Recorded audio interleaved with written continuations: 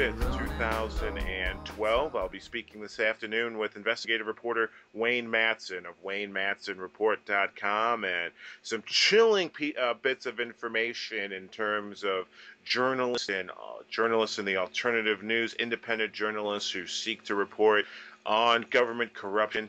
As Wayne, your article put it, on April 20th through 22nd, NSA spying operation targeting journalists, focused but massive. And joining me to talk about this is Wayne Madsen, WayneMadsenReport.com in Washington, D.C. Wayne, just quickly, what is this article referring to in the NSA targeting journalists? Well, there's been an ongoing program by NSA, aided by the CIA, but in a junior partner situation to target journalists. This all started back when NSA and the CIA were very interested in articles that appeared in the press that referred to either the NSA or the CIA. So they developed a database that would contain copies of various articles that mention these agencies, and it was called First Fruits, and it was basically an automated clipping service, but it has now grown to include phone numbers of people who call journalists or whom journalists call. And even more chilling is now it contains, this database contains the content of emails, phone calls, faxes, tweets, you name it. Now, I first exposed First Fruits, I guess it was back in 05 or 06, and they've changed the name because of the compromise of the cover term. It still exists, and it's growing. And people, of course, at NSA, we know now that the Obama administration, in an unprecedented move, has indicted or convicted 6 individuals under the Espionage Act of 1917. Now, that was a very arcane act passed by Woodrow Wilson and the Congress at the time, to basically stymie any opposition to America's entry into World War I. It's still on the books. It's been tweaked over the years, but it's been very rarely used. And as I say, Obama has now indicted or has successfully convicted 6 individuals, and I understand there are others they're looking at. And in the case of Jim Risen of the New York Times, they've subpoenaed him before the grand jury for him to tell the grand jury who his sources were on a book he wrote, where he mentioned a covert CIA program to basically interfere with nuclear technology being shipped to Iran. Now, there's a former CIA officer named Jeffrey Sterling who's been charged with violating the Espionage Act, and they want to get Risen in before the grand jury to basically give up his source or sources. Now, Judge Louise Brinkema of the U.S. Court for the Eastern District of Virginia quashed that subpoena, but the Holder Justice Department appealed the decision to the U.S. Circuit Court, Fourth Circuit in Richmond, Virginia, and I understand oral arguments are due to start in May. It's not a friendly court for civil liberties issues or freedom of the press, and if they rule in the government's favor, this is obviously going to the Supreme Court, and we know that the 5-4, and we really can't even count the 4 because we don't know which way the Obama judges on the Supreme Court will rule. That's Kagan and Sotomayor. Also, Judge Breyer, we don't know which way he'll go on that. So again, the Supreme Court is not friendly territory. if the government gets the courts to rule in their favor, I know Jim Risen is not going to testify, certainly, and he could potentially wind up in jail. This is the New York Times we're talking about. If the New York Times falls in this case, every other journalist is in danger of being subpoenaed or being charged under the Espionage Act, potentially. Now, sources in NSA tell me that there are 3 journalists they're looking at are at the top of the list. They're looking at a number of them, but the 3 high priority that they journalists who they want to try to put a clamp on are Jim Risen, Jim Bamford, who wrote, of course, the first major book about the Puzzle Palace decades ago, the Puzzle Palace about NSA. He also wrote 2 books since then, one called Body of Secrets about NSA and The Shadow Factory about the U.S. war in Iraq. And the 3rd journalist, I'm told, is myself. So again, this is very chilling. I was told in no uncertain terms that the NSA has copies of all of my emails going back to 2002. In addition, they have transcripts of all my telephone conversations back to 2002. And just about every electronic footprint I've left since 2002.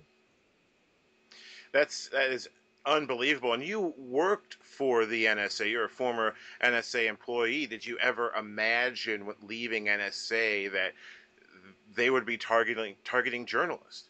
No, not really, because back when I worked there, the rules were pretty strict on surveillance of U.S. what they call U.S. persons. Now that's U.S. citizens, legal residents of the United States, and also U.S. corporations. So oddly enough, NSA, long before Citizens United, viewed corporations as persons for the purpose of surveillance.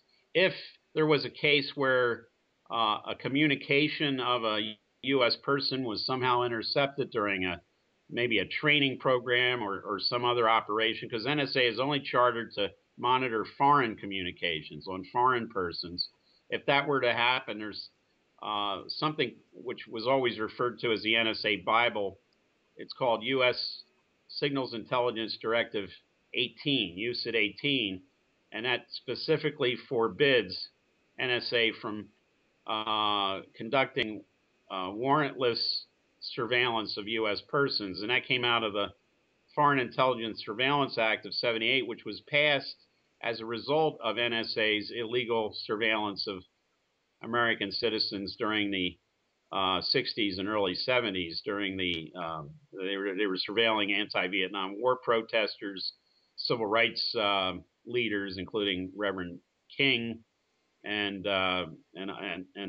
noted anti-war leaders at the time. So this law was put in place to curtail that activity or forbid that activity, ban that activity. But now what we see is NSA just ignoring the law that still is on the books. Now, Wayne, in your article, April 20th, WayneMatsonReport.com, you had mentioned from your personal observations, several key stories that you wanted to break fell through at the last minute. Can you explain that and how that ties into the NSA targeting you? Yeah, I'm not surprised that NSA would want to know who I'm talking to, either at NSA or people who previously worked there. But the real chilling thing is the fact that several stories I was pursuing where I was contacted by whistleblowers, for lack of a better term. I know they don't like that term, but it's sort of become part of the lexicon.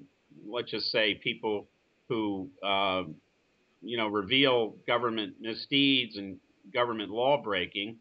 There were several cases I was following, starting with the anthrax attack in October '02, and the very suspicious death, I would call it the murder, of Dr. Don Wiley from Harvard Medical School, who the authorities said jumped off the Interstate 40 bridge from Memphis over to Arkansas, and they fished his body out about a month later down in Louisiana.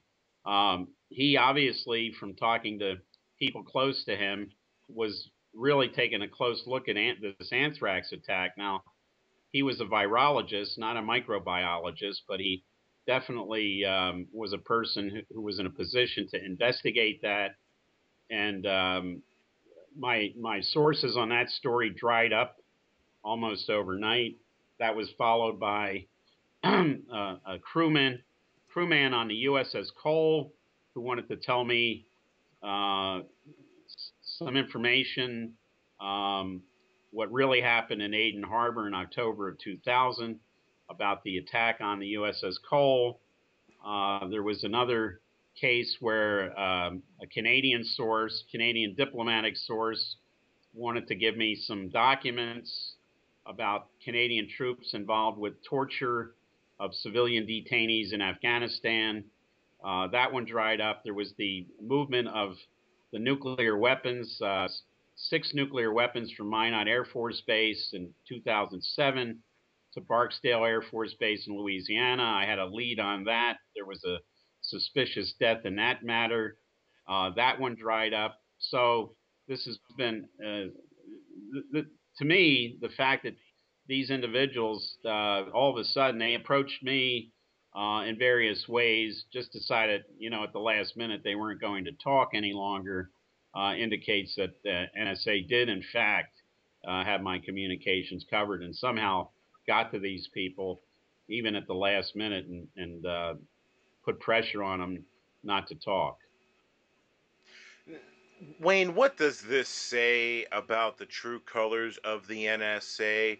What does this say about the future of NSA? Again, reading your article, you had talked about the NSA maintaining mail covers on addresses of certain individuals. This is a quote, of certain individuals in the event that contact is made via U.S. Postal Service or private companies such as FedEx or DHL. So clearly NSA was doing everything they can to monitor you, to monitor what stories you were breaking. What does this say really about NSA? Well, they're out of control. They're breaking the law on a daily basis. And William Binney, who was a pretty senior person in NSA before he retired, recently stated that NSA is now has everybody's email in the country. That doesn't mean they're looking at it, but we know that they're building this huge data warehousing facility in Bluffdale, Utah, um, that's going to be storing massive amounts of data. So when they need it, they'll have it. When they have to look for something, they'll have it. Now, William Binney, um, he would have served back in the NSA when I was there, and he knows fully well what the law was at the time. So he's yet another person who abided by the law, who sees that the law breaking is taking place. Thomas Drake, who was one of the individuals originally charged under the Espionage Act. Of course, the government's case fell apart when the judge in Baltimore chewed out the prosecutors, and all they could get was him to plead guilty to misuse of a government computer after they basically bankrupted the guy by charging him in this specious case.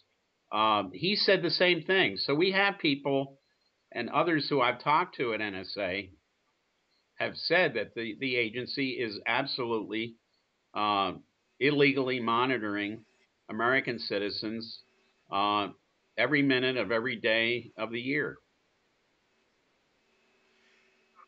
Now, with targeting journalists, and you had mentioned yourself 2 others by name in your article, what does this say about the future of journalism, the future of alternative media for someone like myself who wants to report on government corruption, wanting to report on what's really going on behind the scenes, or any person who's listening to this interview who wants to be a citizen journalist? What does it say, Wayne, about uh, how the administration sees the First Amendment rights to the free press, how they see the future of journalism in this country. Clearly, we see corporate media and how that's taken over the mainstream. What does it say about the true free press and its future? Well, what it means is that the Bill of Rights is effectively dead in the United States. At the museum here on Pennsylvania Avenue, they have a huge copy of the Bill of Rights on the outside facade of the museum. Obviously, President Obama, when he travels between the White House and Congress, and when members of Congress travel from the Capitol to the White House, maybe they see it, but they obviously ignore it. We know that George W. Bush reputedly said that the Constitution was a piece of paper and don't wave that in my face. But even Bush did not go as far as to charge people under the Espionage Act. There was one case, a guy named Ken Ford, who worked at NSA and refused to cook the books on coming out with intelligence that would have said Iraq had weapons of mass destruction. Now, he was set up, but that was one case during Bush. Now we have 6 cases under Obama. And where George Bush saw the Constitution as a piece of paper, it looks like President Obama is treating the Constitution as toilet paper, and he's wiping himself with it on every day. Now, here's a guy who was supposedly a constitutional law professor at the University of Chicago. I don't know what Constitution he taught. It sounds like he was teaching the students about the Constitution of North Korea, not the Constitution of this country. Yeah, it seems like, or even Chinese constitution. The Chinese, we know what they do to journalists, and they take them away to secret prisons. But then again, with the NDAA passed by Obama on New Year's Eve, journalists like yourself and myself, we could be sent away to a detention center without trial. Well, yeah, and it's worse than that. I mean, if you look at the Risen case, if the Fourth Circuit rules against the New York Times and he goes to jail, everybody's fair game. If they can get the old gray lady, the Times, everybody, it's going to be like dominoes. They're all going to just start falling one after another. And Jim Bamford writes for Wired, and he's written several books. So they're going after these. I guess you could say mainstream, but if they get the mainstream guys and women, because they have been looking at, there's a female reporter named Chauvin Gorman who wrote a lot about NSA when she was with the Baltimore Sun. Now she's with the Wall Street Journal, but she was thought to have been, it was thought that Tom Drake, who they could only get a conviction of misuse of a government computer, it's thought that he was her source, although her name was never mentioned in any of the court documents. But she and several others are all in jeopardy of being called before grand juries, because one thing we know about the Obama administration is not just leaks during their administration they're looking at. They're looking at prosecuting leaks that took place during the previous administration, the Bush administration.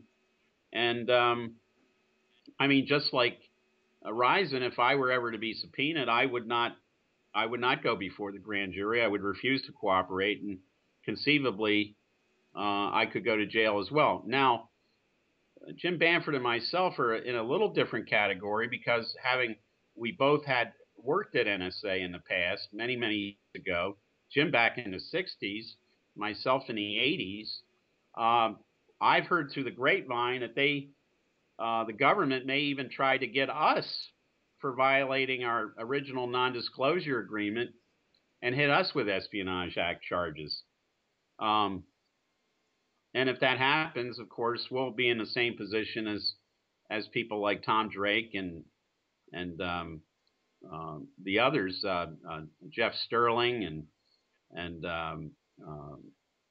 Shimei Leibowitz, who is actually in jail for releasing some transcripts of FBI eavesdropping on the Israeli embassy here. He is an Israeli American, but he obviously didn't agree with what the Israeli intelligence is doing here. So he's currently in prison, and there are others that are facing similar Espionage Act charges. The latest being John Kirikow of the CIA. They've indicted him for talking to the media about waterboarding tactics conducted by the CIA.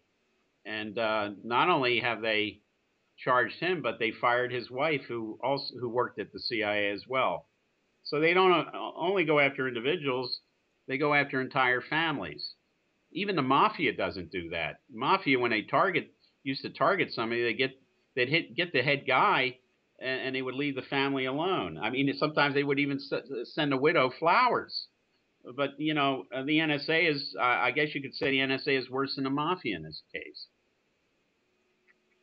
It's quite clear, Wayne, that this is an intimidation tactic by NSA and by the administration to try to silence journalism, to try to silence this new form of media. There's no way, unless they control the internet, they can stop this free flow of information and leaks to go through. Do you see the same thing? Do you think the NSA is doing an intimidation tactic, or are they setting up for taking over journalists and controlling the free speech in Well, this NSA country? is the tool by which the administration uses NSA because of its surveillance capabilities to find out who journalists are talking to. Um, the, um, the fact also is that NSA has a huge counterintelligence and security group called the Q Group, which is solely dedicated to plugging leaks, and they've got about 1,000 people. That's a huge increase from their numbers in the past, where they used to just basically be responsible for people's security clearances and investigating security infractions, in briefing people and out briefing people. Now they're like an FBI within an intelligence agency, and they work quite closely with the FBI. So NSA has become, as it was portrayed in the movie Enemy of the State, which when that movie came out in the late 90s, I thought, well, this is kind of Hollywood. NSA is not going to go around doing the stuff they showed them doing in that movie. But I have to say now, that movie, you could look at that movie now and say that was precognitive, that was basically a documentary of what NSA is doing today. It's very fascinating, quite scary in a sense too. I wanted to be a sports broadcaster, but I was just so fed up seeing corporate media over the last couple of years that I decided to take action and become an investigative reporter. And for any of those that want to do this, this could hinder them wanting to do this if NSA and the Obama administration, or even the next administration, goes after journalists.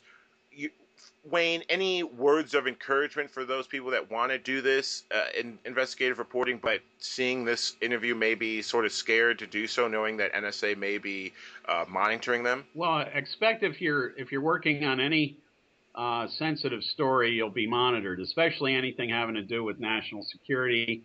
If anyone's talking to veterans of Afghanistan or Iraq, or even active duty people, people in the government, but not just national security. We know now that you can't really put a line between national security stories and stories that have to do with the environment.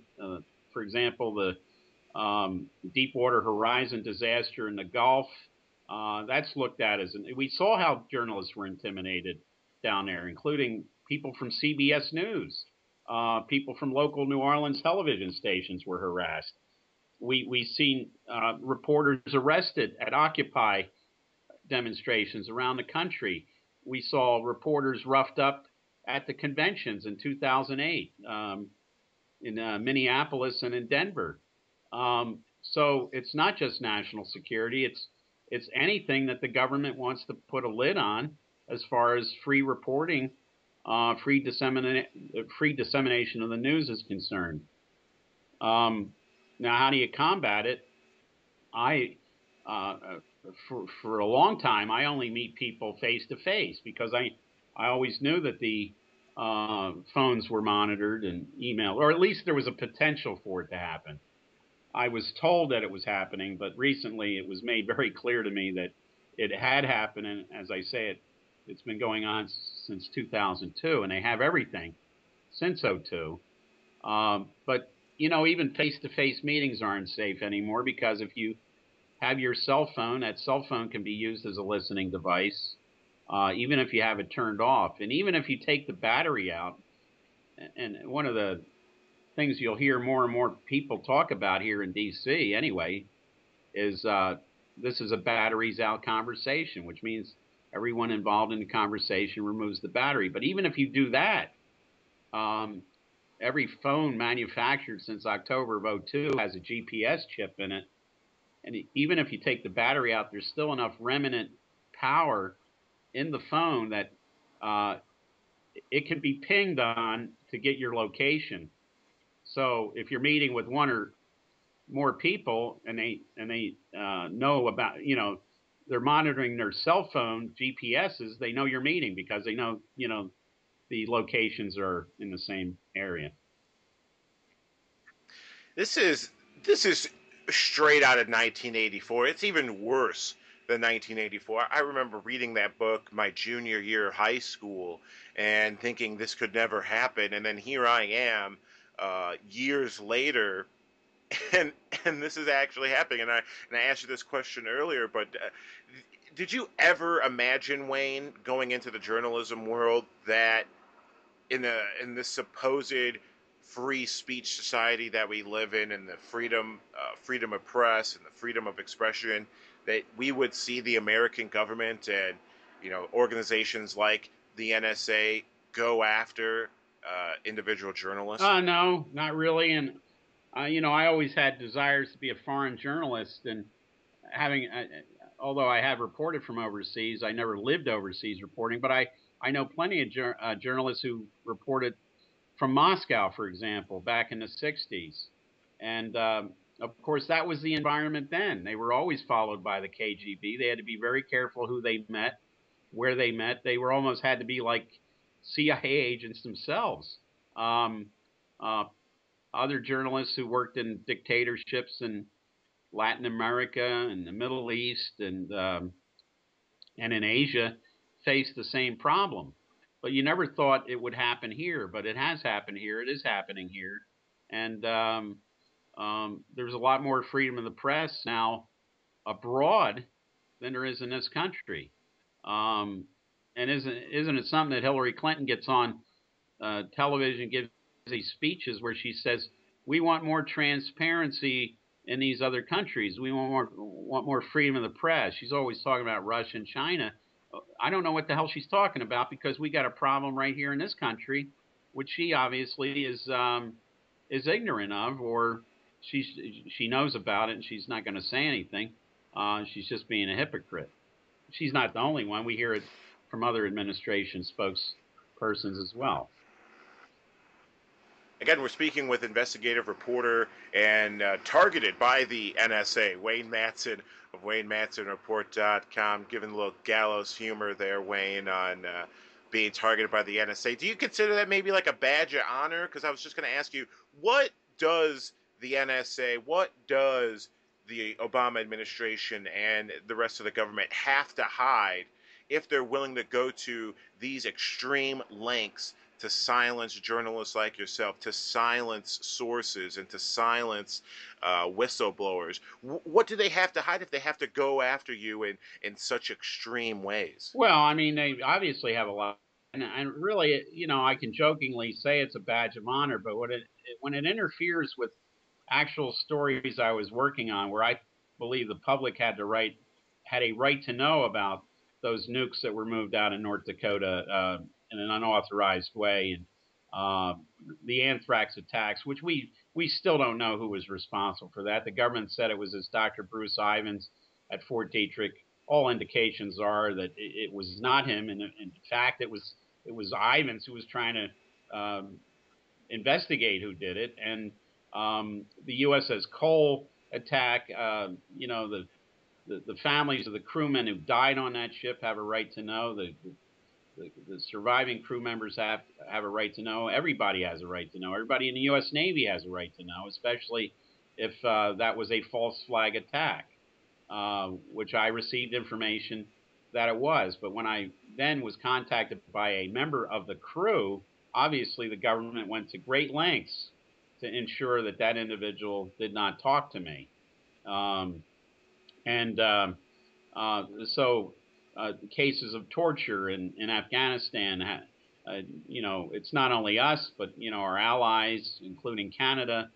All these leads were circumvented because of the fact that NSA was monitoring my phone calls and then passing it along to what they call their consumer departments and agencies that include the FBI and others.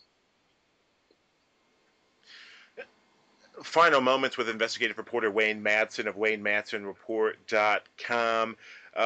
Wayne, can I get a quick update from you? I posted an article from our interview we did, exclusive Secret Service set up by Catalina's finest women.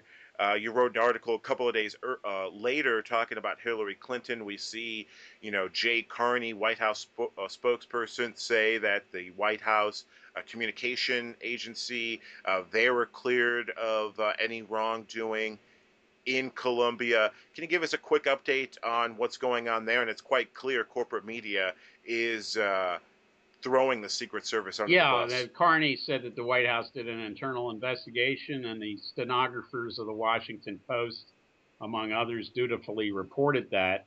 Obviously, they're not going to admit to anything.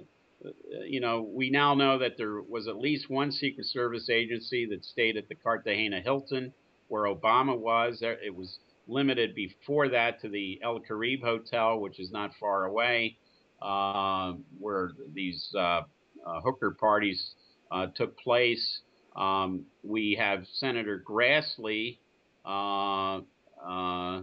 stating that he thought these prostitutes might have been Russian intelligence agents. How about at least Israeli assets that may have had Russian last names? Darrell Issa apparently was interviewed by Wolf Blitzer, who brought up this foreign intelligence angle, and Issa waffled on it. Or Issa, I guess his name is pronounced Issa. So there's something there. But one thing the government is very effective at is covering things up, and of course they use NSA as one of their tools to cover things up. And so any journalist who may have sources in the Secret Service has to be aware of the fact that their calls are being surveilled and monitored by the NSA, and that whatever sources they have. And sources are drying up here. It's not just me that sees it. Even journalists on mainstream shows are talking about how sources are drying up. People they've known for years won't talk anymore because of this chilling effect of this surveillance that's happening. That right there in and of itself is quite shocking to me, Wayne. Just on the fact that the administration is doing everything they can to put fear and put prosecution and jail time at these sources and these journalists, and it could come to a point that there may not be sources anymore. Do you see that? Yeah, that's happening? The government's intention. They don't want any more sources. Now, this is something Nixon tried to do with the plumbers unit, try and plug leaks out of the administration. It failed miserably. Even though they had NSA at their disposal, they had the FBI and they had the CIA. They screwed up. They screwed up when they got caught bugging Democratic National Headquarters at the Watergate, and then all this other stuff came out about their program. But technology is different now. You don't have to put a bug in some office to get information. All the phones, all the emails, all the social networks are heavily monitored, and technology even exists, as I said, that make those personal meetings risky at best. Um, I mean, you wouldn't today have a situation where somebody would go meet a deep throat in a garage in Arlington, Virginia, because chances are they could be monitored electronically. The fact that they're meeting, so yeah, it's the worst we've ever seen. I think as far as um, this type of situation, even though you didn't have the technology, you have to go back to the Alien and Sedition Act instituted by President John Adams, that was basically trying to throw in jail anyone who was thought to be uh, against the U.S. alliance with the British against the French. And we're talking, the formative years of the United States, but that was nullified. Now the laws are being ignored, the ones that are still in the books, and we have these new laws being put in place that basically negate the Bill of Rights and the Constitution. And I've heard for a while that you know that the government's going to clamp down not just on the society but on on things as a whole, internationally, when they go after the media, when they go after journalists, is when we are close to, this new world order, sort of say, that Bush coined back in '91. Do you see that, Wayne, that we are reaching the point now that with the NSA targeting journalists that we are close to seeing the complete shutdown of the free Yeah, press? you can look at journalists in any fascist society. They're sort of like the canary in the cage in the coal mine. When the journalists go, that basically should be send up a big signal, send out an SOS about the situation in the country. And certainly the fact is that journalists are being surveilled. Um, I mean, people talk about Judy Miller going to jail, but remember she was part of this cabal in the Bush White House. Uh, she was basically I never considered her to be a journalist. She was a propagandist. She was actually trying to um, uh, find proof where no proof existed why we needed to invade Iraq. So people who use her as an example, I think she's a very poor example. She's not a sympathetic figure when it comes to independent journalists, but certainly people like Jim Risen and Jim Bamford and others um, have been faced with this surveillance, and it's because the NSA does not want them reporting about this agency uh, violating the rights of hundreds of millions of American citizens on a daily basis.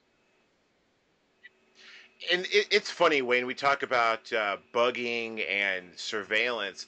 You have corporate media and entities like ESPN all over this New Orleans Saints general manager who supposedly wired the visiting coaches in their press box. Yet we have, real journalists being targeted and monitored by the NSA, and that's not getting any traction at all. And that goes to show you again the gatekeeping in corporate media. They're more concerned about a sports surveillance incident than true journalists. Yeah, well, it's always the glitterati stories are the ones that sell. But no, you got to look at the ownership of the media. I mean, NBC is owned by General Electric, which is a big defense contractor. The other networks are all in the infotainment business, um, so they don't have any real desire to rock the boat, and they also don't want to lose their access that they currently enjoy with the White House and the Pentagon and other agencies they cover. So they're willing to trade their independence for access, but the access doesn't buy them anything. All it does is it turns them into the stenographers that they've all become. Last few moments with Wayne Madsen, WayneMadsenReport.com. Wayne, anything you want to plug? What stories you're about to work on or that you've released on your website that people should pay attention to? Oh, another thing, it's another story that the mainstream corporate media has totally ignored is the situation in the Gulf of Mexico. Now we have reports of uh, shrimp without eyes, these terrible mutations, crabs without claws, fish that have these huge lesions and sores. People are still getting sick down there. So I'm on my way down to the Gulf Coast to take another look at what BP did. Now, just in the last 24 hours, a former BP engineer has been arrested for destroying telephone records and other, I guess, emails. But he's a small fry. It's probably going to be like the Secret Service, where they're going to go after the small people, and the big fish, no pun intended, are going to get away. Um, but I'm going to go down there to see firsthand how the seafood industry has been totally destroyed. I understand most of the restaurants down there are not serving seafood from the Gulf; that is coming in from the Pacific Northwest, which is kind of interesting too, because if you consider the Fukushima disaster, we know that the prevailing currents are bringing radioactive water into that part of the world too. Um, but I know BP has been running these ads on TV showing these paid shills telling people to come on down to the Gulf, that the water's fine, the fishing's great, the seafood is delicious. And these are, people they have from Florida, Alabama, Mississippi, and Louisiana. So BP is obviously trying to cover this whole thing up. The damage has been done. The damage still exists, and it's not going to change anytime soon. Yeah, if a normal person watches those BP commercials and they have the great Bayou music playing, they'd say, "Oh, it looks like everything is okay in the Gulf. Let me take a trip down there." But that's crazy. You're talking about crazy. I mean, not crazy. Crabs with no eyes or shrimps Right. with no eyes. Right. I just when I think of this BP scandal, I think of the Corexit that was Yeah. being sprayed, and the company. Oh man, I can't think of the company's name off the top of my head, but one of their corporate headquarters is not that far from where I'm located here in FEMA Region Right. 5. Right. Well, I mean, this was a huge cover up, and you saw the amount of money BP had given to Obama in the last campaign. I have to assume they're still giving him money. But this chilling effect, what they're doing to journalists, also, as I said before, it not only affects national security stories, which they'll always throw up that national security mantra. This aids our enemies, but it also affects anyone who works for, say, the EPA, the Environmental Protection Agency, or the Coast Guard, or the Department of Interior, that knows what's going on, but they're constrained from talking to the press about it because the same rules apply. Everything is almost considered to be national security these days, whether it's an environmental situation or anything else. I agree. And when someone tries to say, "Well, what do you mean by national security?" Oh, it's just national security, and then they could throw 9/11 at you or Yeah, whatever. It's frustrating. The company I was thinking about is Nowco, and it's funny, Wayne, when we did our interview back in January of last year, when we did expose Rahm Emanuel and the Chicago political syndicate, we spoke in a portion of that interview about Congresswoman of Connecticut Rosa DeLaurio's husband, who was the top lobbyist for BP. And again, why isn't the Obama administration going after BP? Well, if you yeah. follow the money and you follow the blackmail going on, there are clear indications of why BP is getting away with murder, basically Well, scot that's free. right. And this, Obama, who said he wasn't going to take any corporate money or PAC money. I mean, it's not true. He took it in '08. He's taking it this year. He's going to take more of it this year to try to compete with Romney, who's also getting a lot of that same corporate money and using his own corporate money, that which is not squirreled away in secret bank accounts in the Cayman Islands and Bermuda and other places.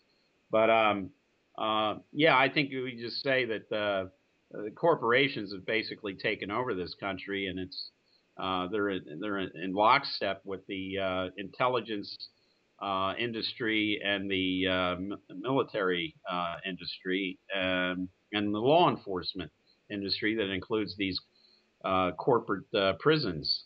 America's becoming a huge gulag, and these vested interests don't want to see anything change anytime soon.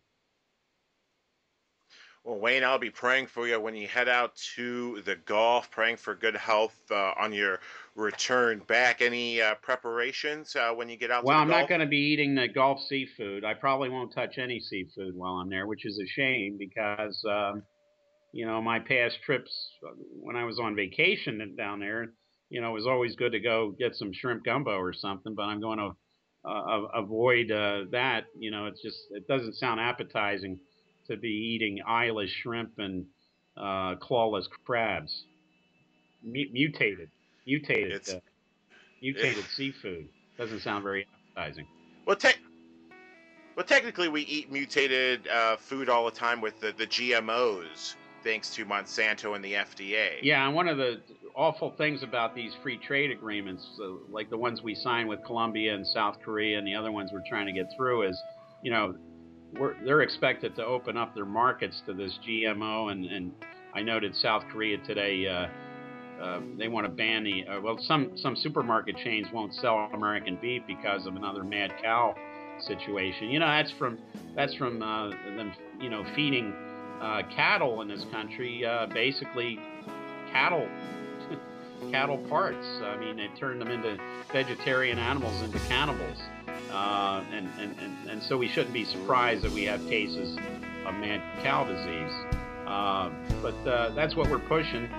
We know about McDonald's and others serving Soylent Pink in their hamburger meat and their chicken.